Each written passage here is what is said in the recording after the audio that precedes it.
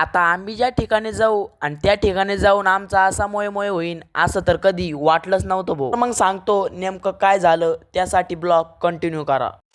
तर जय श्रीराम भावांनो, मी तुमचा लाडका विरा. तर आता तुम्ही म्हणता नेमकं तुम्ही चालले कुठं, तर आज आम्ही चाललो होतो डोंगरगणला, कारण की आज आहे आषाढी एकादश. आज आषाढी एकादश आहे म्हणून लगेच गणपती बाप्पाचं दर्शन घेतलं. म्हटलं चला तर मग आता आपल्या गाड्या लोड करून आणू. यशला म्हणलं आम्ही जातो पुढं, तुम्ही या मागून. मग काय गाडी लावल्याचा आपला नंबर होता भाऊ. या मामांनी पेट्रोल टाकायच्या आधीच पैसे हिसकून घेतले भाऊ. यशला त्यांना म्हणलं चला, मग यश ते म्हणे अरे थांब ना बाबा, येऊ दे ना आम्हाला बी. म्हटलं आयला तुम्हाला यायचं माहिती ध्यानातच नाही भाऊ. ह्या पोराला तर ओळखीतच असताना भाऊ तुम्ही. असो तर घेतलं ओमकारला लगेच आलो भाऊ आम्ही वाडीमध्ये, कारण की हे वाडी मधल्या डोंगरावरती असलेलं एक सुंदर मंदिर आहे आणि ते मंदिर आहे महादेवाचं. आणि मंदिराजवळचं वातावरण आणि तिथली स्वच्छता तर एक नंबर आहे मित्रांनो. तुम्ही पर्यटनाच्या ठिकाणी कुठेही जा, पण आपल्यामुळे तिथं कोणाला त्रास होणार नाही तर असं बिलकुल वागत जाऊ नका. शक्यतो आपण पर्यटनाला धार्मिक ठिकाणी जात असतो. दर्शन वगैरे घेऊन आम्ही निघालो लगेच डोंगरगणच्या दिशेने. मग काय लगेच डोंगरगणच्या पायथ्याशी असलेल्या गणपतीरायाचं दर्शन घेतलं, निघालो लगेच गडावर. आता पंढरपूर दूर असल्यामुळं पंढरपूरला काय जाणं शक्य होत नाही, त्यामुळे आम्ही डोंगरगणला जात असतो. असो